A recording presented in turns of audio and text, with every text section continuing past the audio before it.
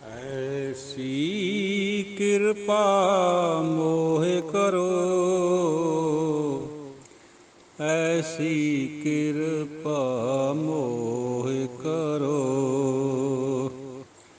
ਸੰਤ ਚਰਨ ਹਮਾਰੋ ਮਾਥਾ, ਨੈਣ ਦਰਸ ਤਨ ਤੂਰ ਪਰੋ। ਨੈਣ ਦਰਸ ਤਨ ਤੂਰ ਪਰੋ। ਐਸੀ ਕਿਰਪਾ ਮੋਹਿ ਕਰੋ, ਐਸੀ ਕਿਰਪਾ ਮੋਹਿ ਕਰੋ। ਸਤਿਨਾਮ ਵਾਹਿਗੁਰੂ, ਸਤਿਨਾਮ ਵਾਹਿਗੁਰੂ, ਸਤਿਨਾਮ ਵਾਹਿਗੁਰੂ, ਸਤਿਨਾਮ ਵਾਹਿਗੁਰੂ। ਵਾਹਿਗੁਰੂ ਵਾਹਿਗੁਰੂ ਵਾਹਿਗੁਰੂ ਵਾਹਿਗੁਰੂ। ਸਤਿਨਾਮ ਵਾਹਿਗੁਰੂ,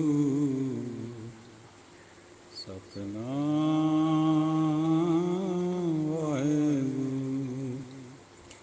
ਵਾਹਿਗੁਰੂ ਵਾਹਿਗੁਰੂ ਵਾਹਿਗੁਰੂ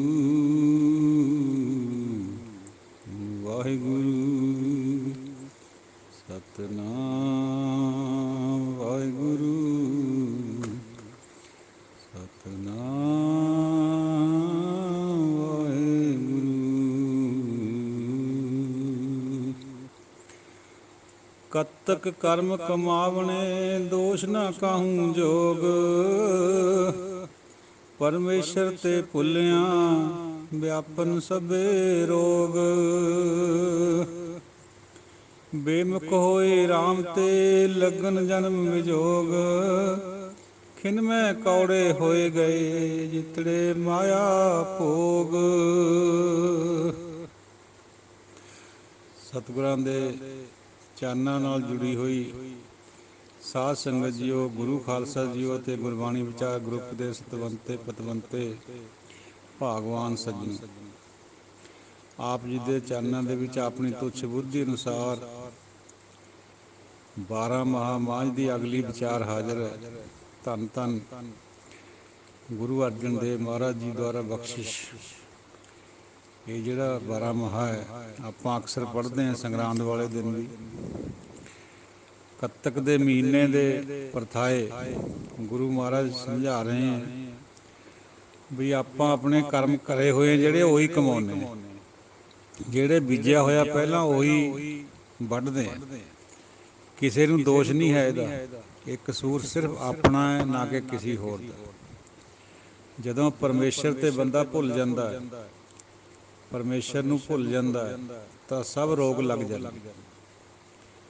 ਦੇਖੋ, ਇਹ ਗੁਰਮਤਿ ਦੀ ਥਿਊਰੀ ਹੈ। ਕੋਈ ਕਹਿੰਦਾ ਜੀ ਰੋਗ ਕਰੋਨਾ ਕਰਕੇ ਹੋ ਗਿਆ, ਮੌਤ ਹੋ ਗਈ। ਕੋਈ ਕਹਿੰਦਾ ਜੀ TB ਕਰਕੇ ਹੋ ਗਈ, ਕੋਈ ਕਹਿੰਦਾ ਕੈਂਸਰ ਕਰਕੇ ਹੋ ਗਈ। ਇਹ ਹੁੰਦਾ ਕਾਹਤੇ ਹੈ ਭਾਈ? ਕਾਰਨ ਖੁਦ ਪਰਮੇਸ਼ਰ ਹੈ। ਪਰਮੇਸ਼ਰ ਤੇ ਭੁੱਲਿਆ ਵਿਆਪਨ ਸਭੇ ਰੋਗ। ਹਉਮੈ ਦਾ ਰੋਗ ਵੀ ਪਰਮੇਸ਼ਰ ਨੂੰ ਭੁੱਲਣ ਕਰਕੇ ਹੈ।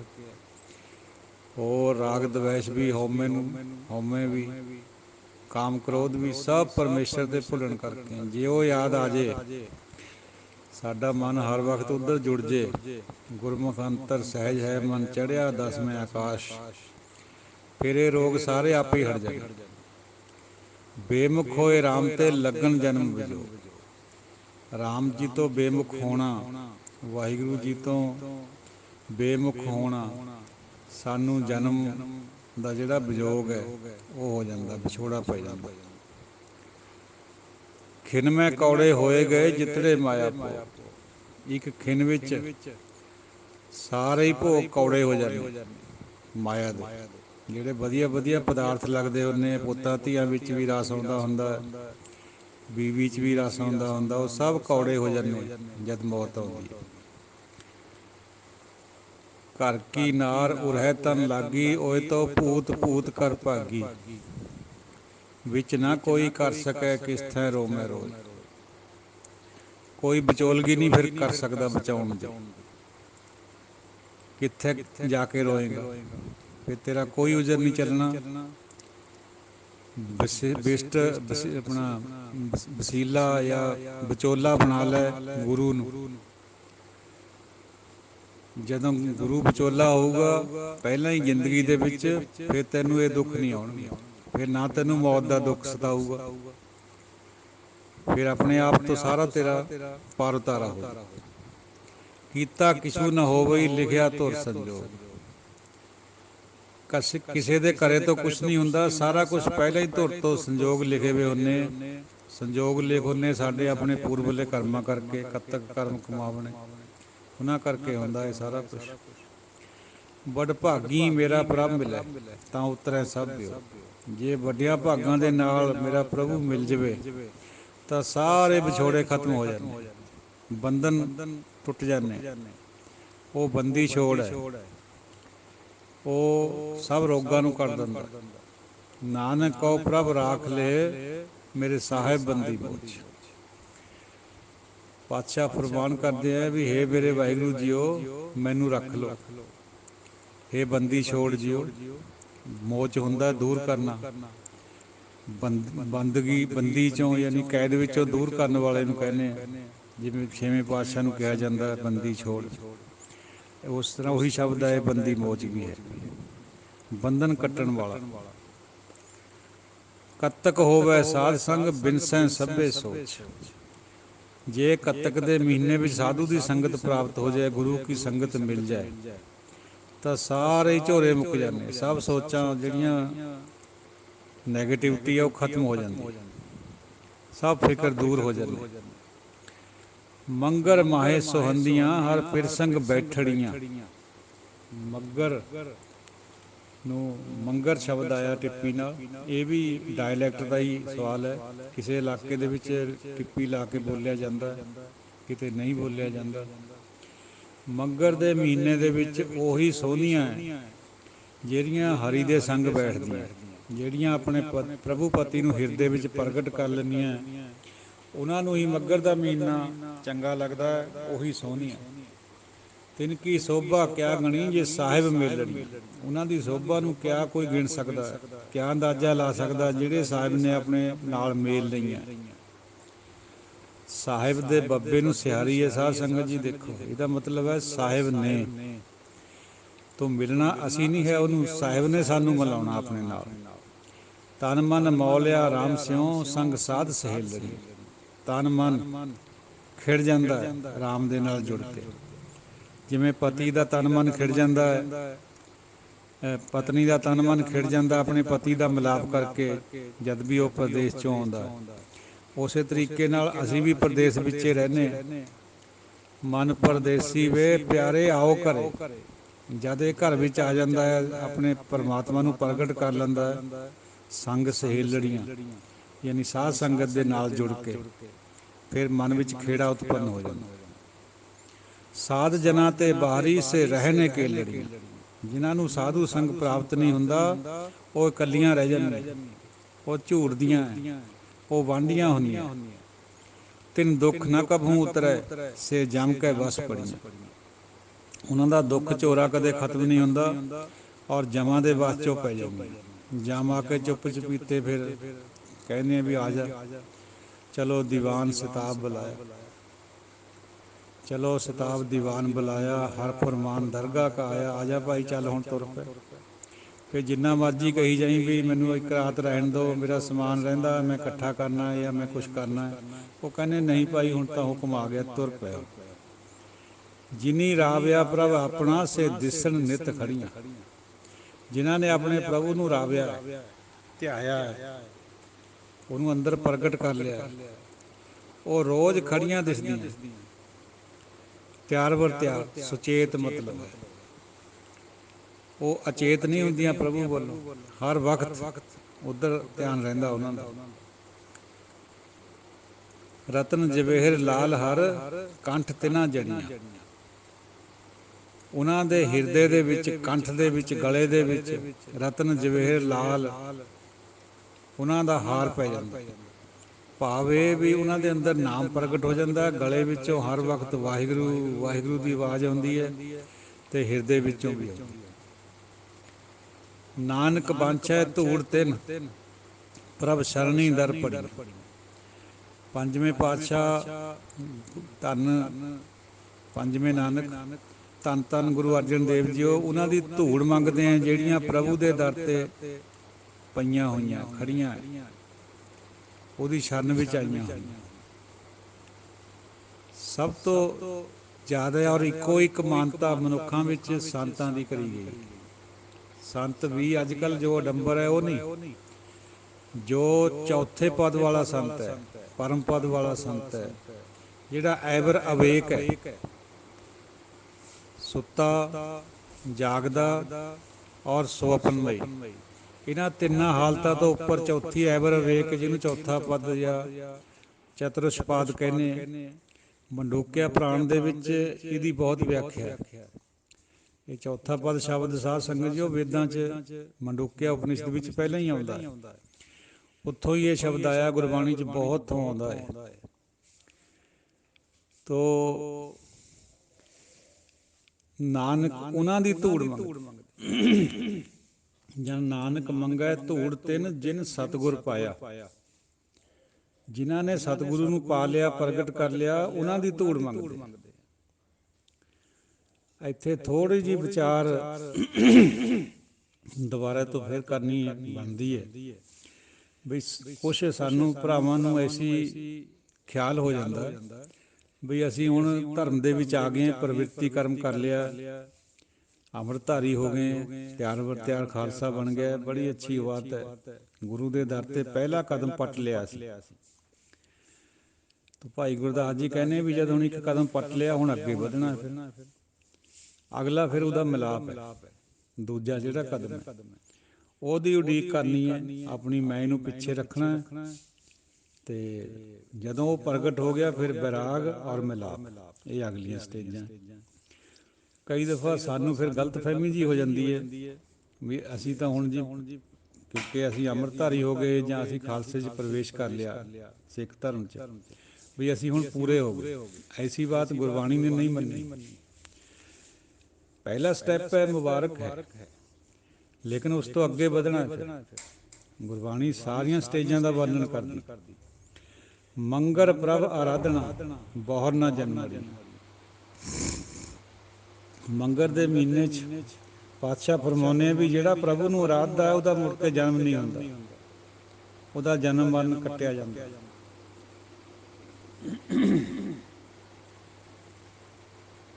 ਗੁਰਮੁਖ ਜਿਹੜੇ ਹੁੰਦੇ ਆ ਉਹਨਾਂ ਦਾ ਜਨਮ ਮਰਨ ਨਹੀਂ ਹੁੰਦਾ।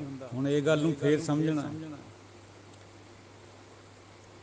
ਜਨਮ ਮਰਨ ਵੈਸੇ ਤਾਂ ਜੇ ਆਪਾਂ ਬਾਹਰਲੀ ਅੱਖ ਨਾਲ ਦੇਖਦੇ ਹਾਂ ਤਾਂ ਆਪਾਂ ਨੂੰ ਲੱਗਦਾ ਵੀ ਸਾਰੇ ਗੁਰੂ ਸਾਹਿਬਾਨ ਪੇਟ ਤੋਂ ਆਏ, ਭਗਤ ਸਾਹਿਬਾਨ ਵੀ ਪੇਟ ਤੋਂ ਆਏ, ਸਭ ਦੀਆਂ ਮਾਵਾਂ ਔਰ ਪਿਤਾ ਦਾ ਜ਼ਿਕਰ ਹੈ, ਇਤਿਹਾਸ ਹੈ। ਪਰ ਇਹਨੂੰ ਸਮਝਣ ਵਾਲੀ ਗੱਲ ਹੈ। ਭਾਵ ਇਹ ਹੈ ਵੀ ਜਿਹੜੇ ਤਾਂ ਹੈਗੇ ਧੁਰ ਤੋਂ ਹੀ ਗੁਰੂ, ਜਿਵੇਂ ਗੁਰੂ ਨਾਨਕ ਪਾਤਸ਼ਾਹ ਹੈ, ਉਹਨਾਂ ਦਾ ਪ੍ਰਕਾਸ਼ ਕਿਹਾ ਜਾਂਦਾ। ਭਾਵੇਂ ਪੈਦਾ ਗਰਭ ਤੋਂ ਹੀ ਹੁੰਦੇ, ਲੇਕਿਨ ਉਹ ਕਿਸੇ ਪਿਛਲੇ ਕਰੇ ਹੋਏ ਜਿਹੜਾ ਕੱਤਕ ਕਰਮ ਕਮਾਉਣੇ ਵਾਲੀ ਬਾਤ ਹੈ ਉਹਦੇ ਇਵਜ਼ ਵਿੱਚ ਨਹੀਂ ਆਉਂਦੇ, ਉਹ ਸੰਸਾਰ ਵਿੱਚ ਭੇਜੇ ਜਾਂਦੇ ਆ। ਜਿਵੇਂ 10ਵੇਂ ਪਾਤਸ਼ਾਹ ਖੁਦ ਕਹਿੰਦੇ ਵੀ ਮੈਨੂੰ ਭਗਤੀ ਕਰਦੇ ਨੂੰ ਪਰਮਾਤਮਾ ਨੇ ਭੇਜਿਆ, ਵੀ ਜਾ ਜਾਏ ਤਹਾਂ ਤੇ ਧਰਮ ਚਲਾਏ, ਕੁਬੁੱਧ ਕਰਨ ਤੇ ਲੋਕ ਹਟਾਏ, ਵੀ ਜਾਓ ਸੰਸਾਰ ਦੇ ਵਿੱਚ। ਦੂਜੇ ਜਿਵੇਂ ਗੁਰੂ ਅੰਗਦ ਦੇਵ ਜੀ, ਗੁਰੂ ਅਮਰਦਾਸ ਜੀ, ਉਹ ਹੁੰਦੇ ਉਹ ਜਿਹੜੇ ਉਰੇ ਆ ਕੇ ਸੰਗਤ ਦੇ ਨਾਲ ਜਾਂ ਕਿਸੇ ਗੁਰੂ ਦੇ ਨਾਲ, ਕਿਸੇ ਮਹਾਂਪੁਰਸ਼ ਦੇ ਨਾਲ ਜੁੜ ਕੇ ਫਿਰ ਉਹ ਉੱਚੀ ਅਵਸਥਾ ਪ੍ਰਾਪਤ ਕਰਦੇ। ਹੁਣ ਉਸ ਤੋਂ ਬਾਅਦ ਉਹਨਾਂ ਦਾ ਜਿਹੜਾ ਫਿਰ ਮੌਤ ਹੈ ਉਹ ਟਲ ਜਾਂਦੀ ਹੈ, ਅਮਰ ਹੋ ਜਾਂਦੇ। ਜਦ ਅਮਰ ਹੋ ਗਏ ਤਾਂ ਮੁੜ ਕੇ ਜਨਮ ਵੀ ਨਹੀਂ ਹੁੰਦਾ। ਆਹ ਮਤਲਬ ਹੈ ਇਸ ਚੀਜ਼ ਦਾ। ਜੇ ਆਪਾਂ ਇਹਨੂੰ ਸਿੱਧਾ ਦੇਖੀਏ ਵੀ ਉਹ ਜੰਮਦੇ ਨਹੀਂ ਹੈ ਤਾਂ ਉਹ ਗੱਲ ਫਿਰ ਇੱਕਣ ਨਹੀਂ ਹੈ, ਫਿਰ ਆਪਾਂ ਨੂੰ ਟਪਲਾ ਲੱਗੂਗਾ। ਔਰ ਦੂਜੇ ਲੋਕ ਕਿੰਤੂ ਕਰਨਗੇ ਇਸ ਗੱਲ ਤੇ, ਬਈ ਜਿਨ੍ਹਾਂ ਦਾ ਪਤਾ ਹੈ ਬਈ ਤ੍ਰਿਪਤਾ ਮਾਤਾ ਦੇ ਗੁਰੂ ਨਾਨਕ ਸਾਹਿਬ ਜੀ ਦਾ ਅਵਤਾਰ ਹੋਇਆ ਉਹਨਾਂ ਦੇ ਘਰ 'ਚ, ਮਹਿਤਾ ਕਾਲੂ ਜੀ ਦੇ ਘਰ 'ਚ। ਦੌਲਤਾਂ ਦਾਈ ਦਾ ਵੀ ਜ਼ਿਕਰ ਆਉਂਦਾ, ਜਿਹੜੀ ਕਿ ਖੁਸ਼ ਹੋ ਗਈ ਸੀ ਦਰਸ਼ਨ ਕਰਕੇ। ਤੋ ਇਹ ਸਾਰੀਆਂ ਚੀਜ਼ਾਂ ਨੂੰ ਗੁਰਬਾਣੀ ਦੇ ਝਰੋਖੇ 'ਚੋਂ ਆਪਾਂ ਨੇ ਦੇਖਣਾ ਹੁੰਦਾ। ਸੰਤ ਪੁਰਸ਼ ਅਮਰ ਹੁੰਦੇ, ਇਹ ਵੀ ਗੱਲ ਪਰ ਸਾਨੂੰ ਭੁਲੇਖਾ ਜਿਹਾ ਪੈਂਦਾ ਵੀ ਅਸੀਂ ਤਾਂ ਸਾਰੇ ਗੁਰੂ ਸਾਹਿਬਾਨਾਂ ਦਾ ਸੰਸਕਾਰ ਹੁੰਦਾ ਸੁਣਿਆ ਹੈ, ਪੜ੍ਹਿਆ ਹਿਸਟਰੀ 'ਚ। ਅੱਜ ਕੱਲ੍ਹ ਵੀ ਜਿਹੜਾ ਕੋਈ ਸੰਤ ਹੁੰਦਾ ਉਹਦਾ ਵੀ ਸੰਸਕਾਰ ਹੁੰਦਾ ਦੇਖੀਦਾ, ਬਈ ਫਿਰ ਅਮਰ ਕਿਵੇਂ ਹੋਏ।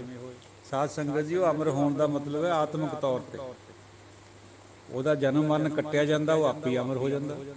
ਇਹ ਗੁਰਬਾਣੀ ਦਾ ਫਲਸਫਾ।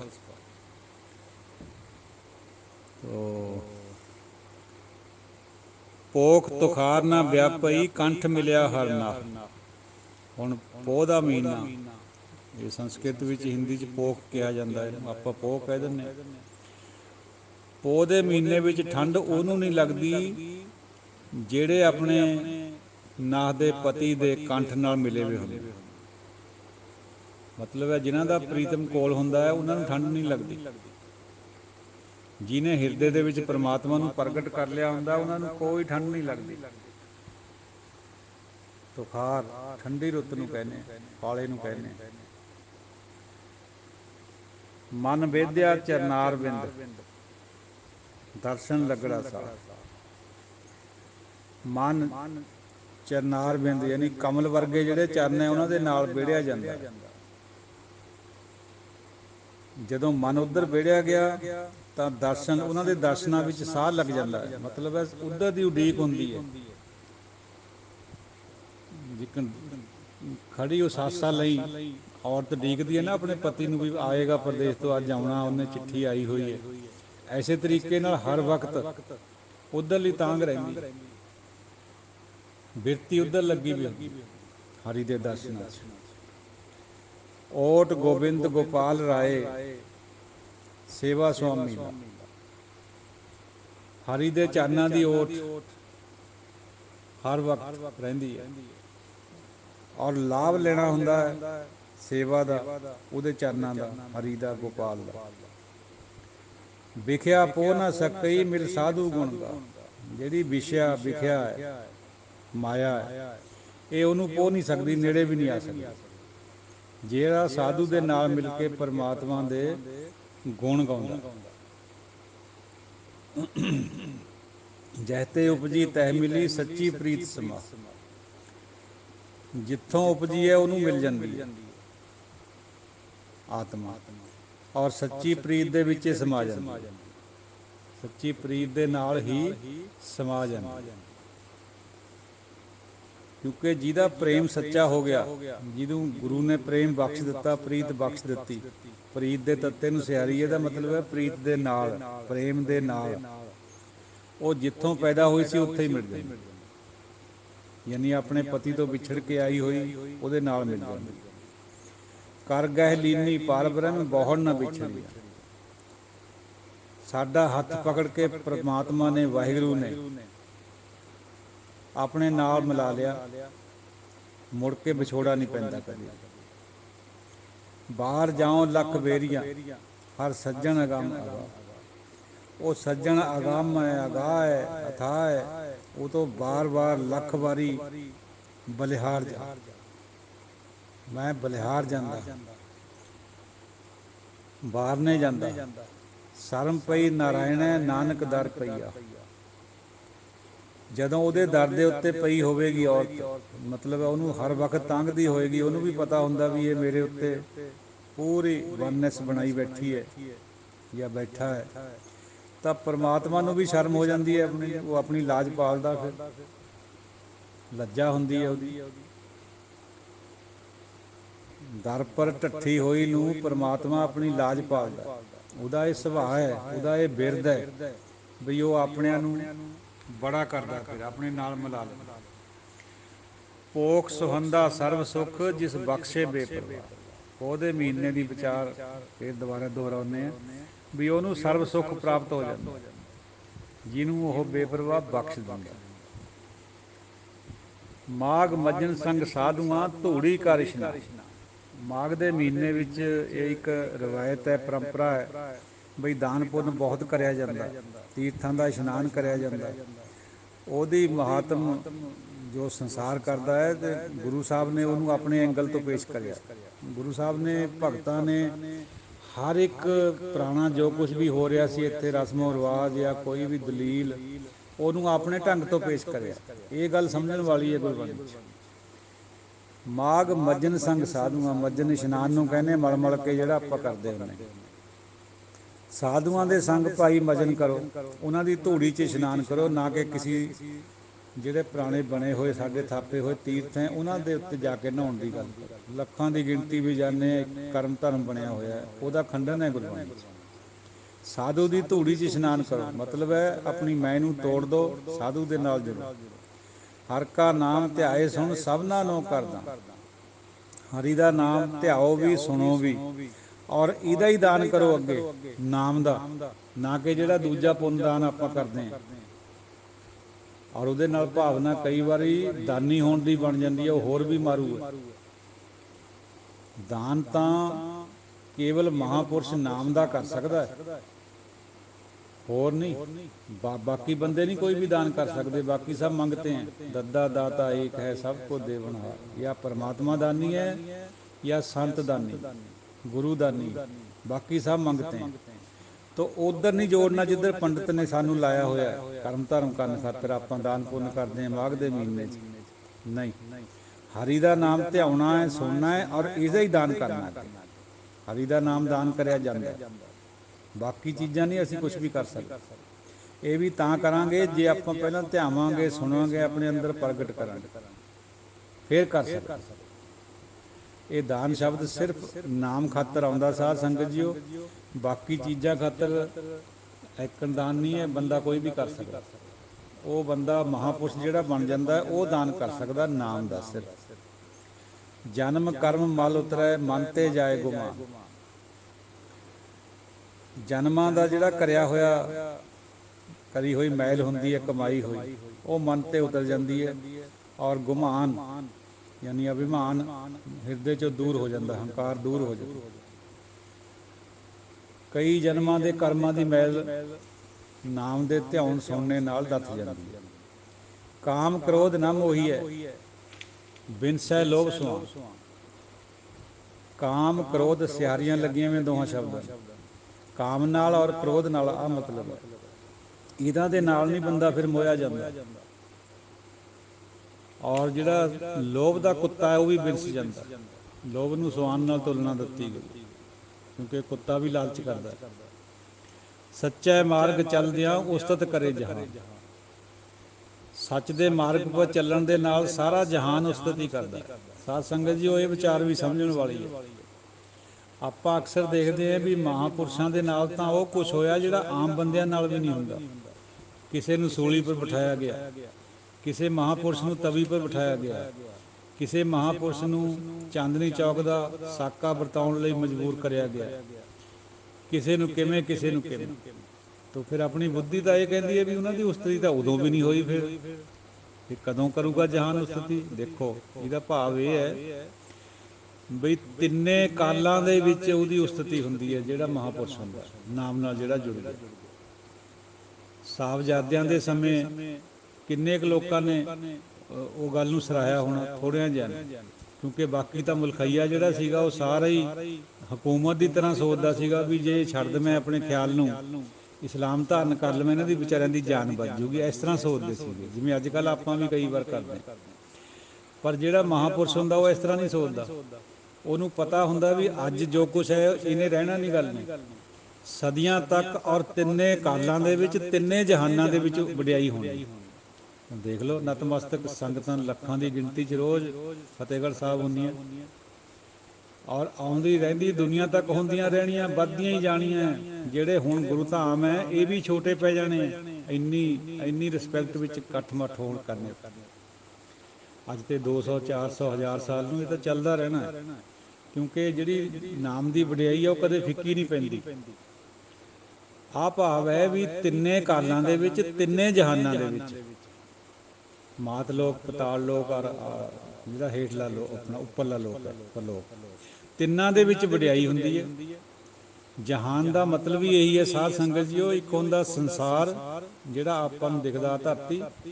ਜਹਾਨ ਵਿੱਚ ਸਾਰਾ ਕੁਝ ਆ ਜਾਂਦਾ, ਯੂਨੀਵਰਸ, ਉੱਪਰਲਾ ਲੋਕ ਵੀ ਹੇਠਲਾ ਲੋਕ, ਪਸ਼ੂ ਪੰਛੀ ਵੀ ਆ ਜਾਂਦੇ ਇਹਦੇ ਵਿੱਚ।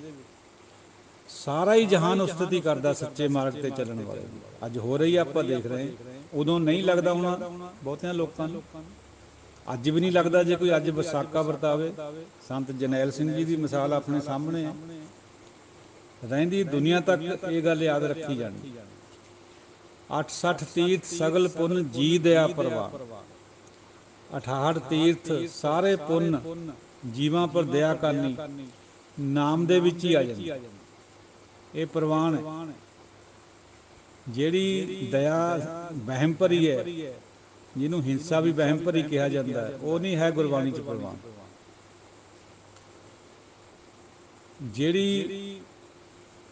ਜਿਹੜਾ ਨਾਮ ਹੈ, ਨਾਮ ਦੇ ਵਿੱਚੋਂ ਦਇਆ ਨਿਕਲੂਗੀ ਜਿਹੜੀ। ਧੌਲ ਧਰਮ ਦਇਆ ਕਾ ਪੂਤ, ਧਰਮ ਹੁੰਦਾ ਹੀ ਦਇਆ ਦਾ ਪੁੱਤਰ ਹੈ। ਉਹ ਪ੍ਰਵਾਨ।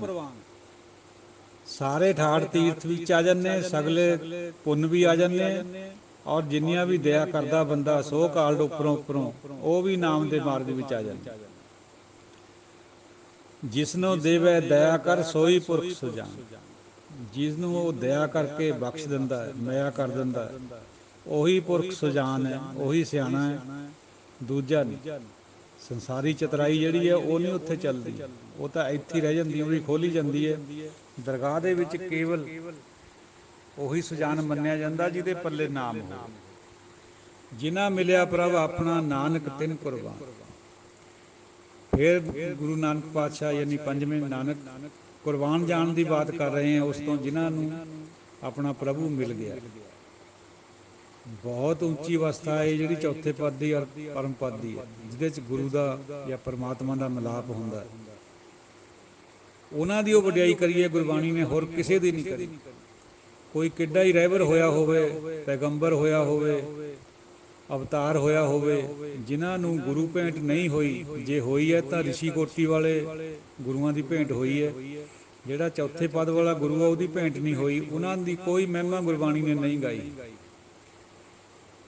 ਕਿਉਂਕਿ ਗੁਰੂ ਜਿਨ੍ਹਾਂ ਕਾ ਅੰਧਲੇ ਚੇਲੇ ਵੀ ਅੰਧੇ ਕਰਮ ਕਰੇ। ਜਿਨ੍ਹਾਂ ਦਾ ਗੁਰੂ ਹੀ ਅੰਨਾ ਹੋਵੇ ਉਹਦੇ ਚੇਲੇ ਵੀ ਅੰਨੇ ਹੀ ਕਰਮ ਕਰਨਗੇ। ਫਿਰ ਤੋ ਜਿਨ੍ਹਾਂ ਨੂੰ ਪਰਮਾਤਮਾ ਪ੍ਰਗਟ ਹੋ ਗਿਆ ਗੁਰੂ ਦੇ ਰਾਹੀਂ, ਸੰਗਤ ਦੇ ਰਾਹੀਂ, ਉਹਨਾਂ ਦੀ ਮਹਿਮਾ ਗੁਰਬਾਣੀ ਨੇ ਗਾਈ ਹੈ। ਉਹਨਾਂ ਤੋਂ ਕੁਰਬਾਨ ਜਾਣ ਦੀਆਂ ਬਾਤਾਂ, ਉਹਨਾਂ ਦੀ ਚਰਨ ਧੂੜੀ ਲੈਣ ਦੀਆਂ ਬਾਤਾਂ ਗੁਰੂ ਨਾਨਕ ਸਾਹਿਬ ਨੇ ਖੁਦ ਕਰੀਆਂ, ਬਾਕੀ ਭਗਤਾਂ ਨੇ ਵੀ ਕਰੀਆਂ। ਉਹਨਾਂ ਤੋਂ ਕੁਰਬਾਨ ਜਾਣ ਦੀ ਬਾਤ ਆ ਰਹੀ। ਮਾਘ ਸੁੱਚੇ ਸੇ ਕਾਂਢੀ ਹੈ ਜਿਨ ਪੂਰਾ ਗੁਰ ਮਿਹਰਬਾਨ। ਮਾਘ ਦੇ ਮਹੀਨੇ 'ਚ ਸੁੱਚੇ ਉਹ ਕਹੇ ਜਾਂਦੇ ਹੈ ਜਿਨ੍ਹਾਂ ਦੇ ਉੱਤੇ ਪੂਰਾ ਗੁਰੂ ਮਿਹਰਬਾਨ ਹੋ ਜਾਂਦਾ। ਅੱਜ ਕੱਲ੍ਹ ਗੁਰੂਆਂ ਦਾ ਵੀ ਅੰਤ ਨਹੀਂ ਹੈ। ਇੱਕ ਵਾਰੀ ਇਲਸਟ੍ਰੇਟਡ ਵੀਕਲੀ ਇੱਕ ਰਸਾਲਾ ਹੈ, ਉਹਦੇ ਵਿੱਚ ਲਿਖਿਆ ਸੀ, ਖੁਸ਼ਵੰਤ ਸਿੰਘ ਨੇ ਐਡੀਟਰ ਸੀਗੇ ਉਹ, ਬਈ ਜੀ ਇਹ ਗੱਲ ਹੋਣੀ ਸਨ 71-72 ਦੀ, 1971-72 'ਚ, ਬਈ ਜੀ 84 ਭਗਵਾਨ ਤਾਂ ਇਸ ਟਾਈਮ ਹੈਗੇ, ਬਈ ਮੈਨੂੰ ਸਮਝ ਨਹੀਂ ਆਉਂਦੀ ਵੀ ਭਗਵਾਨ ਕੌਣ ਹੈ, ਕਿਹੜਾ ਹੈ, ਕਿੱਥੇ ਹੈ। ਔਰ ਕਈ ਉਹਨਾਂ 'ਚੋਂ ਐਂ ਵੀ ਲਿਖਿਆ ਉਹਨੇ ਵੀ ਕਈ ਮਰ ਖੱਪ ਵੀ ਗਏ ਹੈ ਭਗਵਾਨ। ਥੋੜ੍ਹੇ ਜਿਹੇ ਮਜ਼ਾਕੀਏ ਸੁਭਾਅ 'ਚ ਲਿਖੀ ਹੋਈ ਬਾਤ ਸੀ। ਉਦੋਂ ਤਾਂ ਸਾਨੂੰ ਵੀ ਨਹੀਂ ਸੀ ਸਮਝ ਆਈ ਜਦੋਂ ਇਹ ਪੜ੍ਹਿਆ ਸੀ ਇਲਸਟ੍ਰੇਟਡ ਵੀਕਲੀ, ਪਰ ਹੁਣ ਪਤਾ ਲੱਗਦਾ ਹੈ ਵੀ ਭਗਵਾਨ ਜਿਹੜਾ ਸ਼ਬਦ ਹੈ ਸਨਾਤਨੀ ਮਤ ਦੇ ਵਿੱਚ ਉਹ ਸੰਤ ਖਾਤਰ ਆਉਂਦਾ, ਪਰਮਾਤਮਾ ਖਾਤਰ ਭਗਵਾਨ ਨਹੀਂ ਉਹ ਵਰਤਦੇ, ਤਾਂ ਹੀ ਉਹ ਭਗਵਾਨ ਲਾਉਂਦੇ ਹਰ ਇੱਕ ਦੇ ਨਾਲ। ਪਰਮਾਤਮਾ ਨੂੰ ਉਹ ਬ੍ਰਹਮ ਜਾਂ ਪਾਰ ਬ੍ਰਹਮ ਇਸ ਤਰ੍ਹਾਂ ਕਹਿੰਦੇ, ਈਸ਼ਵਰ ਕਹਿੰਦੇ। ਪਰ ਫਿਰ ਵੀ ਸੰਤ ਵੀ ਉਹੀ ਹੁੰਦਾ ਜਿਹੜਾ ਅੰਦਰ ਤੇ ਚੌਥਾ ਪਦ ਜਿਹਦੇ ਬਣ ਜੇ, ਦੂਜਿਆਂ ਨੂੰ ਤਾਂ ਕਿਹਾ ਹੀ ਨਹੀਂ ਜਾ ਸਕਦਾ। ਤੋ ਸਾਧ ਸੰਗਤ ਜੀਓ, ਇਹ ਸੀਗੀਆਂ ਵਿਚਾਰਾਂ। ਖੁਸ਼ਵੰਤ ਸਿੰਘ ਜੀ ਨੂੰ ਤਾਂ ਵਿਚਾਰੇ ਨੂੰ ਕਿਆ ਸਮਝ ਆਉਣੀ ਸੀ, ਕਿਉਂਕਿ ਉਹ ਗੁਰਮਤਿ ਨਾਲ ਜੁੜਿਆ ਵਾ ਨਹੀਂ ਸੀ, ਉਹ ਤਾਂ ਵੈਸੇ ਵਿਚਾਰਕ ਸੀਗਾ, ਇਤਿਹਾਸਕਾਰ ਚੰਗਾ ਸੀ। ਇਹ ਤਾਂ ਸਾਨੂੰ ਗੁਰਬਾਣੀ ਪੜ੍ਹਨੇ ਵਾਲਿਆਂ ਨੂੰ ਵੀ ਨਹੀਂ ਸੌਖੀਆਂ ਸਮਝ ਆਉਂਦੀਆਂ ਹੈ ਵੀ ਭਗਵਾਨ ਕਾਹਤੇ ਕਿਹਾ ਜਾਂਦਾ। ਭਗਵਾਨ ਸ਼ਬਦ ਸੰਤ ਦਾ ਕੋਰਸਪੋਂਡਿੰਗ ਸ਼ਬਦ ਹੈ ਸਨਾਤਨ ਮਤ ਵਿੱਚ। ਜਿਹਨੂੰ ਪੂਰਾ ਗੁਰੂ ਮਿਹਰਬਾਨ ਹੋ ਜਾਏ ਉਹਦਾ ਹੀ ਕਲਿਆਣ ਹੁੰਦਾ, ਦੂਜੇ ਦਾ ਨਹੀਂ। ਗੁਰੂ ਬਹੁਤ ਹੈ, ਗੁਰੂਆਂ ਦਾ ਅੰਤ ਕੋਈ ਨਹੀਂ ਹੈ। ਪੰਜਾਬ ਵਿੱਚ ਕਿੰਨੇ ਡੇਰੇਦਾਰੀ ਚੱਲ ਰਹੀ ਹੈ, ਉਹ ਮਹਾਰਾਜ ਬਚਾਵੇ, ਇਹਦਾ ਹੁਕਮ ਹੈ, ਚੱਲਦਾ ਹੀ ਰਹਿਣਾ ਇਹ ਕੰਮ। ਇਹ ਪੈਰਲਲ ਗੱਦੀਆਂ ਚੱਲਦੀਆਂ ਰਹਿਣੀਆਂ। ਗੁਰੂ ਸਾਹਿਬ ਦੇ ਸਮੇਂ ਵੀ ਸੀਗੀਆਂ 22 ਮੰਜੀਆਂ। ਇਹਨੂੰ ਤਾਂ ਕੋਈ ਰੋਕ ਨਹੀਂ ਸਕਦਾ। ਪਰ ਆਪਾਂ ਗੁਰੂ ਦੀ ਸਿੱਖਿਆ ਦਾ ਅਨੁਸਰਨ ਕਰਨਾ ਹੈ। ਪੂਰੇ ਗੁਰੂ ਨੂੰ ਦੇ ਲੜ ਲੱਗਣਾ। ਪੂਰਾ ਗੁਰੂ ਗੁਰਬਾਣੀ ਹੈ। ਗੁਰਬਾਣੀ ਨੂੰ ਵਿਚਾਰ ਕੇ ਜੋ ਕੁਝ ਵੀ ਚਾਹੋ ਉਹ ਫਲ ਪ੍ਰਾਪਤ ਹੋ ਸਕਦਾ ਔਰ ਹੁੰਦਾ ਹੈ। ਇਹ ਨਹੀਂ ਵੀ ਗੁਰਬਾਣੀ ਪੜ੍ਹ ਕੇ ਹੀ ਹੋ ਜੂ ਇਕੱਲਾ। ਪੜ੍ਹਨਾ ਅੱਛਾ ਕਰਮ ਹੈ, ਪਰ ਪੜ੍ਹ ਕੇ ਵਿਚਾਰ ਕੇ ਉਹਦੇ ਨਾਲ ਜੁੜ ਕੇ ਉਹਨੂੰ ਫੋਲੋ ਕਰਕੇ ਉਹਨੂੰ ਬੁੱਝ ਕੇ ਹਰ ਇੱਕ ਚੀਜ਼ ਦੀ ਪ੍ਰਾਪਤੀ ਹੁੰਦੀ। ਕੋਈ ਫਲ ਨਹੀਂ ਜਿਹੜਾ ਨਾ ਹੁੰਦਾ। ਸਰਬ ਸੁੱਖਾਂ ਦਾ ਜਿਹੜਾ ਫਲ ਹੈ ਉਹ ਪ੍ਰਾਪਤ ਹੋ ਜਾਂਦਾ। ਉਹ ਨਾਮ ਸਭ ਤੋਂ ਸ੍ਰੇਸ਼ਟ ਵਸਤੂ ਆ। ਇਸ ਕਰਕੇ ਜਿਹੜੀ ਸ੍ਰੇਸ਼ਟ ਵਸਤੂ ਹੱਥ 'ਚ ਆ ਗਈ, ਹਾਥੀ ਦੀ ਪੈੜ 'ਚ ਸਾਰੀਆਂ ਪੈੜਾਂ, ਫਿਰ ਬਾਕੀ ਰਹਿ ਕੇ ਆ ਜਾਂਦਾ। ਚਲੋ ਸਾਧ ਸੰਗਤ ਜੀ, ਅਸੀਂ ਅੱਜ ਦੀ ਵਿਚਾਰ ਥੋੜ੍ਹੀ ਜਿਹੀ ਵਿਚਾਰ ਆਪਾਂ ਅੱਜ ਸੇਵਾ ਦੇ ਉੱਤੇ ਕਰਨੀ ਹੈ। ਵੀ ਸੇਵਾ ਦਾ ਕਨਸੈਪਟ ਹੈ ਜਿਹੜਾ ਗੁਰਬਾਣੀ 'ਚੋਂ ਕਿਵੇਂ ਹੈ ਜਾਂ ਗੁਰਮਤ ਵਿੱਚ ਕਿਵੇਂ ਹੈ। ਸਾਧ ਸੰਗਤ ਜੀ, ਉਹ ਸਿਮਰਨ ਨਾਲ ਸੇਵਾ ਦੋ ਥੰਮ ਹੈ ਸਿੱਖੀ ਦੇ। ਦੋਹੇ ਇੱਕ ਦੂਜੇ ਦੇ ਪੂਰਕ ਹੈ। ਪਰ ਜੇ ਦੋਹਾਂ ਵਿੱਚੋਂ ਇੱਕ ਚੁਣਨਾ ਹੋਵੇ ਤਾਂ ਉਹ ਸੇਵਾ ਨਹੀਂ ਹੈ, ਸਿਮਰਨ ਹੈ, ਨਾਮ ਹੈ। ਇਹ ਗੱਲ ਨੂੰ ਚੌਂਕਿਓ ਨਾ, ਥੋੜ੍ਹਾ ਜਿਹਾ ਗੰਭੀਰਤਾ ਨਾਲ ਵਿਚਾਰੋ। ਸਿਮਰਨ ਦੇ ਵਿੱਚੋਂ ਸੇਵਾ ਨਿਕਲਣੀ ਚਾਹੀਦੀ ਹੈ। ਜੇ ਕੋਈ ਦੁਨਿਆਵੀ ਸੇਵਾ 'ਚੋਂ ਟੋਲੇ ਨਾ ਵੀ ਮੈਨੂੰ ਸਿਮਰਨ ਮਿਲ ਜੂਗਾ, ਨਹੀਂ ਮਿਲਣਾ ਹੈ। ਕਿਉਂਕਿ ਸੇਵਾ ਕਰੀ ਜਾਂਦੀ ਹੈ ਤ੍ਰੈ ਗੁਣਾਂ ਵਿੱਚ। ਅਕਸਰ ਆਪਾਂ ਦੇਖਦੇ ਹਾਂ ਰੋਜ਼ ਇੱਕ MLA ਵਜ਼ੀਰ ਵੀ ਸੇਵਾ ਕਰਦੇ ਆ ਲੋਕਾਂ ਦੀ। ਉਹ ਤ੍ਰੈ ਗੁਣੀ ਹੈ। ਉਹਦੇ ਪਿੱਛੇ ਆਪਣਾ ਮਫਾਦ ਹੁੰਦਾ ਛੁਪਿਆ ਹੋਇਆ, ਵੈਸਟਡ ਇੰਟਰਸਟ ਹੁੰਦਾ ਵੋਟਾਂ ਦਾ। ਜਿਹੜੀ ਸੇਵਾ ਗੁਰੂ ਨਾਨਕ ਪਾਤਸ਼ਾਹ ਲੋੜ ਰਹੇ ਹੈ ਜਾਂ ਗੁਰਬਾਣੀਕਾਰ ਲੋੜ ਰਹੇ ਹੈ, ਉਹਦੀ ਵਿਚਾਰ ਆਪਾਂ ਨਹੀਂ ਕਰਨੀ। ਸੇਵਾ ਨੂੰ ਬਹੁਤ ਪੇਤਲੇ ਅਰਥਾਂ 'ਚ ਲੈ ਲਿਆ ਗਿਆ। ਜਗਤ ਸੇਵਾ ਦਾ ਜੋ ਸਮਝਦਾ ਮਤਲਬ ਉਹ ਉਸ ਤਰ੍ਹਾਂ ਨਹੀਂ ਹੈ। ਕਿਵੇਂ? ਦੇਖੋ, ਸੇਵਾ ਦੇ 4-5 ਪ੍ਰਮੁੱਖ ਅੰਗ ਹੈ। ਸੇਵਾ ਕੇਵਲ ਇੱਕ ਦੀ, ਜਿਹਨੂੰ ਵਨਨੈਸ ਕਿਹਾ ਜਾਂਦਾ, ਅਨਿੰਨ ਭਗਤੀ ਵੀ ਕਿਹਾ ਜਾਂਦਾ। ਗੁਰਬਾਣੀ 'ਚ ਫਰਮਾਨ ਹੈ, ਦੂਜੀ ਸੇਵਾ ਜੀਵਨ ਬਿਰਥਾ।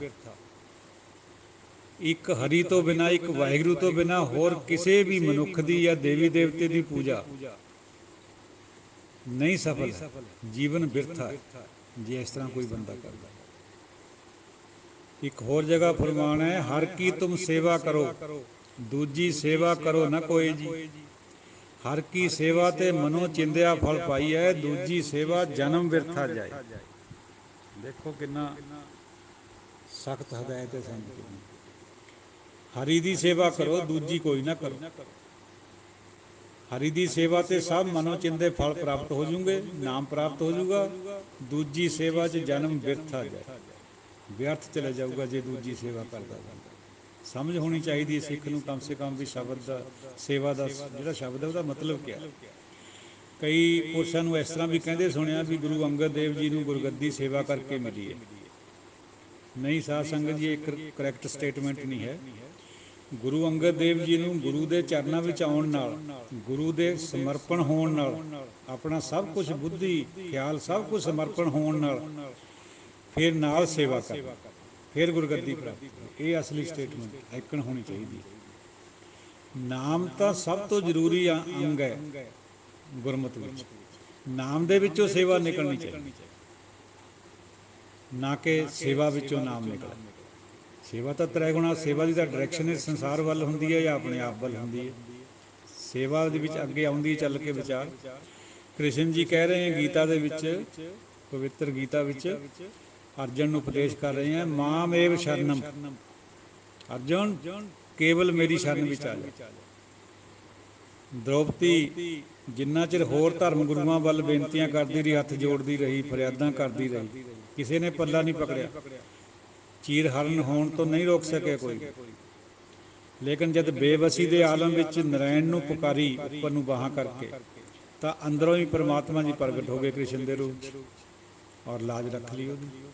ਇਹ ਹੈ ਮਾਮ ਏਵ ਸ਼ਰਨਮ, ਕੇਵਲ ਮੇਰੀ ਸ਼ਰਨ ਵਿੱਚ, ਵਨਨੈਸ ਓਨਲੀ। ਜੇ ਮਨ 'ਚ ਆ ਜੇ ਤਾਂ ਜਿਹੜੇ ਆਪਾਂ ਸ਼੍ਰੇਅ ਕਰਮ ਕਰਦੇ ਹਾਂ ਉਹੀ ਪ੍ਰਵਾਨ ਹੈ। ਜਿਹੜੇ ਪ੍ਰੇਅ ਕਿਸੇ ਹੋਰ ਦੇ ਨਿਮਿੱਤ ਕਰਦੇ ਹਾਂ ਉਹ ਪ੍ਰਵਾਨ ਨਹੀਂ ਹੈ ਕਤਈ ਗੁਰਮਤਿ ਵਿੱਚ। ਕਠੋਪਨਿਸ਼ਦ ਵਿੱਚ ਸ਼੍ਰੇਅ ਕਰਮ ਕਰਨ ਲਈ ਪ੍ਰੇਰਨਾ ਦਿੱਤੀ ਗਈ ਹੈ ਬਈ ਸਾਦੇ ਵੀ ਹੈ, ਸਿੰਪਲ ਵੀ ਹੈ, ਲਾਭਦਾਇਕ ਵੀ ਹੈ ਔਰ ਸਦਾ ਰਹਿਣ ਵਾਲਾ ਉਹਨਾਂ ਦਾ ਫਲ। ਜਿਹੜੇ ਪ੍ਰੇ ਕਰਮ ਹੈ ਉਹ ਮਹਿੰਗੇ ਵੀ ਹੈ, ਕੰਪਲੈਕਸ ਵੀ ਹੈ, ਦੁਆਇਤ 'ਚ ਕਰੇ ਜਾਂਦੇ, ਉਹਨਾਂ ਦਾ ਸਫਲ ਨਹੀਂ ਹੈ ਕਿਉਂਕਿ ਉਹਨਾਂ ਦਾ ਜਿਹੜਾ ਫਲ ਹੈ ਉਹ ਨਸ਼ਵਰ ਹੈ, ਉਹ ਰਹਿੰਦਾ ਨਹੀਂ ਹੈ। ਗੁਰ ਬਿਨ ਗੁਰ ਹੋਰ ਧਿਆਨ ਹੈ ਸਭ ਦੂਜਾ ਭਾਉ, ਭਾਈ ਗੁਰਦਾਸ। ਗੁਰੂ ਤੋਂ ਬਿਨਾਂ ਹੋਰ ਕਿਸੇ ਦਾ ਧਿਆਨ ਜਿਹੜਾ ਹੈ ਉਹ ਦੂਜਾ ਭਾਉ ਹੈ, ਡਿਊਅਲਟੀ ਹੈ। ਗੁਰਮਤਿ ਦਾ ਸਾਰਾ ਹੀ ਜ਼ੋਰ ਏਕੇ ਤੇ ਹੈ। ਜਿਨ੍ਹਾਂ ਨੇ ਗੁਰਬਾਣੀ ਦੇ ਵਿੱਚ ਡੁਬਕੀ ਮਾਰ ਲਈ ਉਹਨਾਂ ਨੂੰ ਸਮਝ ਆ ਜਾਣੀ ਹੈ ਵੀ ਏਕੇ ਤੋਂ ਬਿਨਾਂ ਦੂਜੀ ਗੱਲ ਨਹੀਂ ਕਰਨੀ। ਖਸਮ ਛੋੜ ਦੂਜਾ ਲੱਗੇ ਡੁੱਬੇ ਸੇ ਬਣ ਜਾ ਰਿਹਾ। ਜਿਹੜੇ ਪ੍ਰੇ ਕਰਮ ਬੰਦਾ ਕਰਦਾ ਹੈ ਬਿਨਾਂ ਇੱਕ ਤੋਂ ਦੁਆਇਤ ਵਿੱਚ, ਉਹ ਅਗਿਆਨਤਾ 'ਚ ਕਰਦਾ ਹੈ ਔਰ ਉਹਨਾਂ ਦੇ ਵਿੱਚ ਧੋਖਾ ਹੁੰਦਾ, ਡਿਲਿਊਜ਼ਨ ਹੁੰਦਾ, ਨਾ ਹੀ ਉਹ ਇਟਰਨਲ ਹੁੰਦੇ। ਇਹ ਸਮਝਣ ਵਾਲੀ ਬਾਤ ਹੈ। ਹੁਣ ਦੂਜਾ ਪੱਖ ਹੈ, ਇੱਕ ਤਾਂ ਹੋ ਗਿਆ ਨਾ ਵੀ ਇੱਕ ਦੀ ਸੇਵਾ, ਦੂਜਾ ਹੈਗਾ ਹਉਮੈ ਰਹਿਤ ਹੋ ਕੇ ਸੇਵਾ ਕਰਨੀ। ਸਤਿਗੁਰ ਕੀ ਸੇਵਾ ਸੋ ਕਰੇ ਜਿਸ ਬਿਨਸੈ ਹਉਮੈ ਤਾਪ। ਜਿਹਨੂੰ ਹਉਮੈ ਦਾ ਤਾਪ ਬਿਨਸ ਗਿਆ, ਸੇਵਾ ਉਹਨੇ ਕਰਨੀ ਹੈ ਸਤਿਗੁਰੂ ਦੀ। ਜੋ ਆਪਾਂ ਕਰ ਰਹੇ ਸਾਧ ਸੰਗਤ ਜੀ, ਉਹ ਸੇਵਾ ਸੰਭਾਲ ਹੈ। ਜਿਵੇਂ ਗੁਰਦੁਆਰੇ ਸਾਹਿਬ ਜਾ ਕੇ ਸੰਗਤ ਦੀ ਸੇਵਾ ਕਰਦੇ ਹਾਂ, ਚੌਰ ਸਾਹਿਬ ਕਰਦੇ ਹਾਂ, ਲੰਗਰ ਬਣਾਉਂਦੇ ਹਾਂ, ਵਰਤਾਉਂਦੇ ਹਾਂ, ਦਰੀਆਂ ਝਾੜਦੇ ਹਾਂ, ਇਹ ਸੇਵਾ ਸੰਭਾਲ ਹੈ, ਸੇਵਾ ਨਹੀਂ ਹੈ। ਜਿੰਨਾ ਚਿਰ ਅੰਦਰ ਹਉਮੈ ਬੈਠੀ ਹੈ ਵੀ ਮੈਨੂੰ ਪ੍ਰਧਾਨ ਬਣਾ ਦੇਣਗੇ ਗੁਰਦੁਆਰੇ ਦਾ, ਜਾਂ ਲੋਕ ਕਹੋਗੇ ਬੜਾ ਵਧੀਆ ਬੰਦਾ ਹੈ, ਬੜੀ ਸੇਵਾ ਕਰਦਾ ਹੈ, ਇਹ ਸਾਰਾ ਕੁਝ ਜਿਹੜਾ ਇਹ ਸੇਵਾ ਸੰਭਾਲ ਹੈ, ਉਹਦੇ 'ਚੋਂ ਨਿਕਲਦਾ। ਸੇਵਾ ਤਾਂ ਹਉਮੈ ਟੁੱਟੇ ਬਿਨਾਂ ਹੋ ਹੀ ਨਹੀਂ ਸਕਦੀ। ਸਾਰੀ ਸ੍ਰਿਸ਼ਟੀ ਹੋਂਦ ਦੇ ਅਧੀਨ ਹੈ, ਕੋਈ ਮੰਨੇ ਚਾਹੇ ਨਾ ਮੰਨੇ। ਗੁਰਬਾਣੀ ਇਹੀ ਫਰਮਾਉਂਦੀ ਹੈ, ਜਿੰਨਾ ਚਿਰ ਗੁਰੂ ਸਾਡੀ ਹਉਮੈ ਨਹੀਂ ਤੋੜਦਾ, ਸੇਵਾ ਹੋ ਨਹੀਂ ਸਕਦੀ। ਇੱਕ ਹੋ ਗਿਆ ਵਨਸ, ਇੱਕ ਦੀ ਸੇਵਾ, ਦੂਜਾ ਹੋ ਗਿਆ ਹਉਮੈ ਰਹਿ ਸੇਵਾ, ਤੀਜਾ ਨੁਕਤਾ ਹੈ ਸੇਵਾ ਨਿਸ਼ਕਾਮ। ਕਿਸੇ ਵੀ ਕਾਮਨਾ ਨੂੰ ਮੁੱਖ ਰੱਖ ਕੇ ਜੋ ਆਪਾਂ ਗੁਰੂ ਦੀ ਸੇਵਾ ਕਰਦੇ ਹਾਂ ਉਹ ਪ੍ਰਵਾਨ ਨਹੀਂ ਹੁੰਦੀ। ਨਿਸ਼ਕਾਮ ਸੇਵਾ ਪ੍ਰਵਾਨ ਹੁੰਦੀ। ਹਾਲਾਂਕਿ ਚੰਗੀ ਤਾਂ ਉਹ ਵੀ ਹੈ, ਜਿਹੜੀ ਵੀ ਕਰਦੇ ਹਾਂ ਸੇਵਾ ਤਾਂ ਸੇਵਾ ਹੀ ਹੈ। ਸੰਗਤ ਦੀ ਸੇਵਾ ਕਿਸੇ ਵੀ ਰੂਪ 'ਚ ਕਰ ਲਓ, ਅੱਛੀ ਹੈ, ਪਰ ਜੇ ਪੂਰਾ ਫਲ ਲੈਣਾ ਹੈ ਤਾਂ ਫਿਰ ਨਿਸ਼ਕਾਮਤਾ ਹੋਣੀ ਚਾਹੀਦੀ। ਜੇ ਨਾਮ ਪ੍ਰਗਟ ਕਰਾਉਣਾ, ਅੰਦਰ ਗੁਰੂ ਨਾਲ ਭੇਂਟ ਕਰਨੀ ਹੈ, ਫਿਰ ਨਿਸ਼ਕਾਮ ਹੋਣਾ ਪਊਗਾ। ਕਾਮਨਾਵਾਂ ਦੇ ਅਧੀਨ ਸੇਵਾ ਪ੍ਰਵਾਨ ਨਹੀਂ। ਸੇਵਾ ਲੋਕਾਂ ਖਾਤਰ ਨਹੀਂ ਕਰਨੀ, ਕਦੇ ਵੀ ਲੋਕਾਂ ਦੀ ਵਾਹਵਾ ਖੱਟਣ ਵਾਸਤੇ ਸੇਵਾ ਨਹੀਂ ਕਰਨੀ। ਆਪਣੇ ਮਨ ਨੂੰ ਨੀਵਾਂ ਕਰਕੇ ਇਹਦਾ ਮਨ ਦਾ ਜੰਗਾਲ ਲਾਉਣਾ ਹੈ, ਹਉਮੈ ਤੋੜਨੀ ਹੈ ਸੇਵਾ ਦੇ ਨਾਲ, ਫਿਰ ਇਹ ਸਫਲ ਹੈ। ਅਗਲਾ ਪੁਆਇੰਟ, ਜਿਹੜੀ ਸੇਵਾ ਹੈ ਉਹ ਸੰਗਤ ਦੀ ਜਾਂ ਕੋਈ ਜਨ ਹੋਵੇ, ਸੰਤ ਹੋਵੇ, ਉਹਦੀ ਇੱਛਾ ਅਨੁਸਾਰ ਕਰਨੀ ਹੈ, ਨਾ ਕਿ ਆਪਣੀ ਇੱਛਾ ਉਹਦੇ ਪਰ ਥੋਪਣੀ ਹੈ। ਕਿਵੇਂ? ਕੋਈ ਜਨ ਹੈ, ਕੋਈ ਸਾਧ ਸੰਗਤ ਹੈ, ਉਹ ਕਹਿੰਦੀ ਹੈ ਜੀ ਅਸੀਂ ਅੱਜ ਇਹ ਚੀਜ਼ ਨਹੀਂ ਖਾਣੀ। ਸਾਧੂ ਕਹਿੰਦਾ ਜੀ ਮੇਰਾ ਅੱਜ ਮਨ ਨਹੀਂ ਕਰਦਾ, ਕੁਛ ਪੇਟ 'ਚ ਗੜਬੜ ਹੈ, ਮੈਂ ਅੱਜ ਰੋਟੀ ਨਹੀਂ ਖਾਣੀ। ਉੱਧਰੋਂ ਕੋਈ ਸ਼ਰਧਾਲੂ ਰਸਗੁੱਲੇ ਲਿਆਇਆ, ਲੱਡੂ ਲਿਆਇਆ, ਮੱਲੋ ਮੱਲੀ ਉਹਦੇ ਮੂੰਹ 'ਚ ਪਾਉਣੇ, ਨਹੀਂ ਜੀ ਨਹੀਂ, ਦੋ ਤਾਂ ਤੁਹਾਨੂੰ ਖਿਲਾਉਣੇ ਹੀ ਖਿਲਾਉਣੇ। ਉਹ ਫਿਰ ਆਪਣੀ ਇੱਛਾ ਥੋਪਣ ਹੋ ਜਾਂਦੀ ਹੈ। ਸੇਵਾ ਕਰਨੀ ਹੈ ਮਹਾਂਪੁਰਸ਼ ਦੀ ਇੱਛਾ ਅਨੁਸਾਰ, ਸੰਗਤ ਦੀ ਇੱਛਾ ਅਨੁਸਾਰ। ਜੇ ਉਹ ਵਰਜਿਤ ਕਰਦਾ ਹੈ ਕਿਸੇ ਖਾਣ ਤੋਂ ਜਾਂ ਗ੍ਰਹਿਣ ਕਰਨੇ ਤੋਂ, ਤਾਂ ਉਹ ਜ਼ਬਰਦਸਤੀ ਨਹੀਂ, ਉਹਦੇ ਮੱਲੋ ਮੱਲੀ ਗਲ 'ਚ ਨਹੀਂ ਪਾਉਣਾ ਕੱਪੜਾ ਲਿਆ ਕੇ, ਸਰੋਪਾ ਲਿਆ ਕੇ ਜਾਂ ਕੋਈ ਹੋਰ ਵਸਤਰ ਲਿਆ ਕੇ, ਜਿਵੇਂ ਕਮੀਜ਼ ਵਗੈਰਾ, ਉਹਦੀ ਮਰਜ਼ੀ ਦੇ ਨਾਲ ਪਾਉਣਾ, ਜ਼ਬਰਦਸਤੀ ਨਹੀਂ ਕਰਨੀ। ਫਿਰ ਸੇਵਾ ਕਾਹਦੀ ਰਹਿ ਗਈ ਜੇ ਅਸੀਂ ਆਪਣੀ ਮੈਂ ਪਗਾਈ। ਜਿਹੜੀ ਭਾਵਨਾ ਜਨ ਜਾਂ ਸੰਗਤ ਵਿੱਚ ਬੈਠ ਕੇ ਗੁਰੂ ਦੀ ਹਜ਼ੂਰੀ 'ਚ ਬਣਦੀ ਹੈ, ਉਹ ਬਾਹਰ ਵੀ ਜਾ ਕੇ ਰੱਖਣੀ ਹੈ। ਇਹ ਅਗਲਾ ਨੁਕਤਾ ਸੇਵਾ ਦਾ। ਕਿਵੇਂ? ਅੰਦਰ ਤਾਂ ਅਸੀਂ ਬੜੇ ਨਿਮਰ ਹੋ ਜਾਂਦੇ ਗੁਰੂ ਦੀ ਹਜ਼ੂਰੀ 'ਚ, ਵੀ ਸਭ ਕੁਝ ਤੂੰ ਹੀ ਹੈ ਜੀ, ਸੁਣਦੇ ਹਾਂ ਐਸੀਆਂ ਬਾਤਾਂ। ਬਾਹਰ ਜਾ ਕੇ ਸੁਆਮੀ ਬਣ ਜਾਂਦੇ, ਫਿਰ ਉੱਥੇ ਭੁੱਲ ਜਾਂਦਾ ਵੀ ਅਸੀਂ ਛੋਟੇ ਹਾਂ, ਉੱਥੇ ਬੜੇ ਕਰਨ ਲੱਗ ਜਾਂਦੇ ਆਪਣੇ ਆਪ ਨੂੰ। ਇਹਨੂੰ ਕਹਿੰਦੇ ਲਗਾਤਾਰ ਉਹੀ ਭਾਵ ਰੱਖਣਾ, ਜਿਹੜਾ ਆਪਾਂ ਗੁਰੂ ਦੀ ਹਜ਼ੂਰੀ 'ਚ ਰੱਖਦੇ ਹਾਂ ਉਹੀ ਬਾਹਰ ਰੱਖਣਾ ਹੈ। ਬਾਹਰ ਜਾ ਕੇ ਸਵਾਮੀ ਨਹੀਂ ਬਣਨਾ, ਮਾਲਕ ਨਹੀਂ ਬਣਨਾ, ਬੜੇ ਨਹੀਂ ਬਣਨਾ, ਉੱਥੇ ਵੀ ਨੀਵੇਂ ਰਹਿਣਾ ਜਿਵੇਂ ਗੁਰੂ ਦੀ ਹਜ਼ੂਰੀ 'ਚ ਰਹਿੰਦੇ। ਲੋਕਾਂ ਪਰ ਹੁਕਮ ਨਹੀਂ ਚਲਾਉਣਾ, ਜਿਵੇਂ ਸੰਗਤ 'ਚ ਨਹੀਂ ਚਲਾਉਂਦੇ ਹੁਕਮ, ਇਸੇ ਤਰੀਕੇ ਨਾਲ ਬਾਹਰ ਵੀ ਉੱਕਣ ਚੱਲਣਾ। ਇਹਨੂੰ ਨਿਰੰਤਰ ਸੇਵਾ ਕਹਿੰਦੇ। ਇਹ ਵੀ ਨੁਕਤਾ ਹੈ ਇੱਕ ਸੇਵਾ ਦਾ। ਗੁਰੂ ਦੀ ਸੇਵਾ ਹੀ ਪ੍ਰਭੂ ਦੀ ਸੇਵਾ ਹੈ। ਬਲਕਿ ਪ੍ਰਮਾਤਮਾ ਤਾਂ ਇਹ ਕਹਿੰਦੇ ਆ ਵੀ ਮੇਰੇ ਦਾਸਾਂ ਦਾ ਦਾਸ ਹੋ ਜਾ, ਮੇਰੀ ਸੰਗਤ ਦਾ ਦਾਸ ਬਣ ਜਾ। ਗੁਰ ਕੀ ਸੇਵਾ ਗੁਰ ਭਗਤ ਹੈ, ਵਿਰਲਾ ਪਾਏ ਕੋਇ। ਗੁਰੂ ਦੀ ਭਗਤੀ ਉਹ ਗੁਰੂ ਦੀ ਸੇਵਾ ਹੈ, ਕੋਈ ਵਿਰਲਾ ਪਾਉਂਦਾ ਇਸ ਗੱਲ। ਤੋ ਸਾਧ ਸੰਗਤ ਜੀ, ਸਤਿਗੁਰ ਕੀ ਸੇਵਾ ਚੱਕਰੀ, ਜੇ ਚੱਲੈ ਸਤਿਗੁਰ ਭਾਏ। ਜੇ ਸਤਿਗੁਰੂ ਦੇ ਹੁਕਮ ਵਿੱਚ ਚੱਲਾਂਗੇ, ਉਹਦੇ ਪ੍ਰੇਮ ਵਿੱਚ ਚੱਲਾਂਗੇ, ਫਿਰ ਉਹਦੀ ਸੇਵਾ ਚੱਕਰੀ ਬਣਨੀ। ਇੱਕ ਹੋਰ ਵਾਕ ਹੈ ਮਹਾਂਵਾਕ ਵਿੱਚ, ਦੁਨੀਆ ਸੇਵ ਕਮਾਈ ਹੈ ਤਾਂ ਦਰਗਾਹ ਬੈਸਣ ਪਾਈ। ਇਹਨੂੰ ਵੀ ਆਪਾਂ ਨੇ ਤ੍ਰੈਗੁਣੀ ਬੁੱਧੀ ਨਾਲ ਜੋੜ ਲਿਆ ਵੀ ਦੁਨੀਆ ਦੇ ਵੀ ਸੇਵਾ ਕਰੋ ਤਾਂ ਦਰਗਾਹ ਮਿਲ ਜੂਗੀ, ਉੱਥੇ ਬੈਠਣਾ ਮਿਲ ਜੂਗਾ। ਭਾਈ ਸੇਵਾ ਤਾਂ ਕਰੋ, ਬੜੀ ਅੱਛੀ ਗੱਲ ਹੈ, ਪਰ ਸੇਵਾ ਦੇ ਪਿੱਛੇ ਆ ਜਿਹੜੇ ਚਾਰੇ ਪੰਜੇ ਨੁਕਤੇ ਆ ਗੁਰਬਾਣੀ ਦੇ, ਇਹ ਜ਼ਰੂਰ ਹੋਣੇ ਚਾਹੀਦੇ। ਨਿਸ਼ਕਾਮ ਵੀ ਹੋਵੇ, ਵਨਨੈਸ ਵੀ ਹੋਵੇ, ਨਿਰੰਤਰਤਾ ਵੀ ਹੋਵੇ ਔਰ ਨਿਸ਼ਕਾਮਤਾ ਵੀ ਹੋਵੇ। ਜੇ ਇਹ ਨਹੀਂ ਹੈ ਫਿਰ ਇਹ ਜਿਹੜਾ ਮਹਾਂਵਾਕ ਹੈ ਇਹਨੂੰ ਅਰਥਾਇਆ ਜਿਵੇਂ ਆਪਾਂ ਅਰਥਾਉਂਦੇ ਫਿਰ ਉਸ ਤਰ੍ਹਾਂ ਨਹੀਂ ਹੈ ਉਹ। ਸੇਵਾ ਜੇ ਦਰਗਾਹ 'ਚ ਬੈਸਣਾ ਸੇਵਾ ਤੋਂ ਮਿਲਣਾ ਹੈ ਤਾਂ ਉਹ ਹਉਮੈ ਰਹਿਤ ਹੋ ਕੇ ਮਿਲਣਾ, ਇੱਕ ਦੀ ਸੇਵਾ ਕਰਕੇ ਮਿਲਣਾ, ਨਿਸ਼ਕਾਮਤਾ ਦੇ ਵਿੱਚ ਆਉਣਾ, ਅਦਰਵਾਈਜ਼ ਨਹੀਂ ਆਉਣਾ। ਇੱਕ ਖਿਆਲ ਆਪਾਂ ਦੁਨੀਆ 'ਚ ਇਹ ਵੀ ਕਹਿੰਦੇ ਵੀ ਸੇਵਾ ਤੋਂ ਮੇਵਾ ਮਿਲਦਾ, ਠੀਕ ਹੈ, ਦੁਨੀਆਦਾਰੀ 'ਚ ਇਸ ਤਰ੍ਹਾਂ ਦਾ ਹੀ ਹੈ। ਔਰ ਜਿਹੜਾ ਗੁਰਮਤਿ ਦਾ ਫਲਸਫਾ ਹੈ, ਪਰਮਾਰਥਕ ਜਿਹੜਾ ਖਿਆਲ ਹੈ ਉਹਦੇ 'ਚ ਵੀ ਇਸ ਤਰ੍ਹਾਂ ਹੀ ਹੈ ਵੀ ਜੇ ਸੇਵਾ ਕਰੂੰਗੇ ਤਾਂ ਪ੍ਰਾਪਤੀ ਕੁਛ ਹੋਣੀ ਹੈ, ਪਰ ਉੱਥੇ ਨਾਲ ਇਹ ਗੱਲ ਜੁੜੀ ਹੋਈ ਹੈ ਵੀ ਉਹ ਸੇਵਾ ਨਾਮ 'ਚੋਂ ਨਿਕਲਣੀ ਚਾਹੀਦੀ। ਦੁਨੀਆਦਾਰੀ ਵੀ ਤਾਂ ਨਾਮ ਦਾ ਕੋਈ ਮਤਲਬ ਨਹੀਂ ਕਰਦਾ ਕੋਈ ਵੀ ਲੋਕ, ਉਹ ਤਾਂ ਸੇਵਾ ਸਿੰਪਲ ਕਰਦੇ ਆ, ਉਹਦਾ ਫਲ ਮਨ ਵਿੱਚ ਹੁੰਦਾ ਹੀ ਪਹਿਲਾਂ ਹੀ ਹੈ ਵੀ ਅਸੀਂ ਇਹ ਕੁਛ ਪ੍ਰਾਪਤ ਕਰਨਾ, ਉਹ ਹੋ ਜਾਂਦਾ। ਪੱਖੇ ਦੇ ਮੂਹਰੇ ਪੌਣ ਨੱਚਦੀ ਹੈ, ਉਦਮ ਦੇ ਅੱਗੇ ਲੱਛਮੀ ਆਉਂਦੀ ਹੈ, ਉਹ ਹੋਰ ਖਿਆਲ ਹੈ। ਪਰ ਇੱਥੇ ਜਿਹੜੀ ਸੇਵਾ ਹੈ ਇਹ ਤਾਂ ਨਾਮ ਦੇ ਵਿੱਚੋਂ ਨਿਕਲਣੀ ਚਾਹੀਦੀ ਹੈ। ਇਹ ਜਿਹੜੀਆਂ ਗੱਲਾਂ ਵੀ ਵਨਨੈਸ ਹੋਣੀ ਚਾਹੀਦੀ ਹੈ, ਨਿਸ਼ਕਾਮਤਾ ਹੋਣੀ ਚਾਹੀਦੀ ਹੈ, ਨਿਰੰਤਰਤਾ ਹੋਣੀ ਚਾਹੀਦੀ ਹੈ ਔਰ ਗੁਰੂ ਦੇ ਅਨੁਸਾਰ ਹੋਣੀ ਚਾਹੀਦੀ। ਤੋ ਜੇ ਇਹ ਚੀਜ਼ ਨਹੀਂ ਹੈ ਫਿਰ ਜਿਹੜਾ ਮੇਵਾ ਮਿਲਣਾ ਹੈ ਨਾਮ ਵਾਲਾ ਉਹ ਨਹੀਂ ਮਿਲਣਾ, ਭਾਵੇਂ ਉੱਪਰੋਂ ਅਸੀਂ ਸੇਵਾ ਵੀ ਕਰਦੇ ਰਹੀਏ। ਇਹ ਚੀਜ਼ਾਂ ਜ਼ਰੂਰੀ ਹੈ। ਸੇਵਾ ਨਾਮ ਦੀ ਇੱਕ ਅਲਾਮਤ ਹੈ। ਸੇਵਾ ਐਬਸੋਲਿਊਟ ਨਹੀਂ ਹੈ, ਐਬਸੋਲਿਊਟ ਨਾਮ ਹੈ। ਸੇਵਾ ਉਹਦੀ ਕੰਟਰੀਬਿਊਟਰੀ ਹੈ, ਉਹਨੂੰ ਸਪਲੀਮੈਂਟ ਕਰਦੀ ਹੈ। ਤੋ ਨਾਮ ਦੇ ਵਿੱਚੋਂ ਸੇਵਾ ਨਿਕਲਣੀ ਚਾਹੀਦੀ ਹੈ, ਨਾ ਕਿ ਸੇਵਾ 'ਚੋਂ ਨਾਮ ਨਿਕਲਣਾ ਚਾਹੀਦਾ। ਔਰ ਕੱਲੀ ਸੇਵਾ 'ਚੋਂ ਨਾਮ ਨਿਕਲ ਵੀ ਨਹੀਂ ਸਕਦਾ, ਦੇਖ ਵੀ ਲਿਓ ਕਦੇ ਵੀ, ਗੁਰਬਾਣੀ ਨਹੀਂ ਮੰਨਦੀ ਇਸ ਗੱਲ ਨੂੰ। ਕਿਉਂਕਿ ਸੇਵਾ ਦਾ ਜਿਹੜਾ ਸਾਡੀ ਦਿਸ਼ਾ ਹੁੰਦੀ ਹੈ ਉਹ ਹੋਰ ਹੈ। ਸੇਵਾ ਆਪਾਂ ਕਰਦੇ ਹਾਂ ਆਪਣੇ ਆਪ ਖਾਤਰ, ਆਪਣੇ ਪਰਿਵਾਰ ਖਾਤਰ ਜਾਂ ਸੰਸਾਰ ਦੀ ਸ਼ੋਭਾ ਖੱਟਣ ਖਾਤਰ, ਉਹ ਐਂਗਲ ਹੀ ਹੋਰ ਹੈ। ਤੋ ਨਾਮ ਦਾ ਐਂਗਲ ਹੈਗਾ ਪਰਮਾਤਮਾ ਔਰ ਗੁਰੂ ਵੱਲ, ਜੇ ਉਹਦੇ ਵਿੱਚੋਂ ਸੇਵਾ ਨਿਕਲੂਗੀ ਉਹ ਪ੍ਰਵਾਨ। ਇਹ ਹੁੰਦਾ ਪਿਛਲੇ ਕਰਮਾਂ ਅਨੁਸਾਰ, ਪਿਛਲੇ ਸੰਸਕਾਰ ਹੋਵੇਂ ਕਿਸੇ ਦੇ ਤਦੇ ਹੁੰਦਾ, ਨਹੀਂ ਕਿੱਥੇ ਹੁੰਦਾ। ਜਦ ਸੰਸਕਾਰ ਫੁੱਟਦਾ ਹੈ, ਕਦੋਂ ਫੁੱਟਦਾ? ਜਦੋਂ ਕਿਸੇ ਸਮਰੱਥ ਪੁਰਖ ਦਾ ਮਿਲਾਪ ਹੋ ਜਾਂਦਾ, ਰਸਕ ਬਰਾਗੀ ਪੁਰਖ ਜਦੋਂ ਮਿਲ ਜਾਂਦਾ, ਉਦੋਂ ਫਿਰ ਇਹ ਚੀਜ਼ ਫੁੱਟਦੀ ਹੈ। ਸੰਸਕਾਰ ਭਾਵੇਂ ਪਹਿਲਾਂ ਤੇ ਅੰਦਰ ਪਏ ਹੁੰਦੇ, ਜਿਵੇਂ ਗਨਕਾਂ ਦੇ ਹੋ ਗਏ, ਗੁਰੂ ਅੰਗਦ ਦੇਵ ਜੀ ਦੇ ਹੋ ਗਏ, ਗੁਰੂ ਅਮਰਦਾਸ ਜੀ ਦੇ ਹੋ ਗਏ, ਸੰਸਾਰ ਦੀ ਤਰ੍ਹਾਂ ਯਾਤਰਾ ਕਰਦੇ ਸੀ, ਕਰਮ ਧਰਮ ਕਰਦੇ ਹੁੰਦੇ ਸੀ, ਪਰ ਸੰਸਕਾਰ ਸੀਗੇ ਅੰਦਰ। ਜਾਂ ਹੀ ਕਿਸੇ ਰਸਕ ਬਰਾਗੀ ਪੁਰਖ ਦੀ ਸੰਗਤ ਮਿਲੀ, ਗੁਰੂ ਅੰਗਦ ਦੇਵ ਜੀ ਨੂੰ ਗੁਰੂ ਨਾਨਕ ਸਾਹਿਬ ਦੀ ਸੰਗਤ ਮਿਲ ਗਈ, ਸਾਰਾ ਡਾਇਰੈਕਸ਼ਨ ਹੀ ਬਦਲ ਗਈ।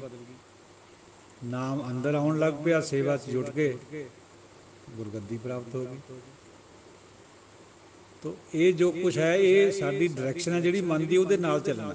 ਜੇ ਡਾਇਰੈਕਸ਼ਨ ਆਪਣੇ ਵੱਲ ਹੈ, ਆਪਣੇ ਪਰਿਵਾਰ ਵੱਲ ਹੈ, ਜਾਂ ਮਨ ਵੱਲ ਹੈ, ਜਾਂ ਸੰਸਾਰ ਵੱਲ ਹੈ, ਫੇਰ ਨਹੀਂ ਇਹ ਪ੍ਰਾਪਤ ਹੋਣੀ ਚਾਹੀਦੀ।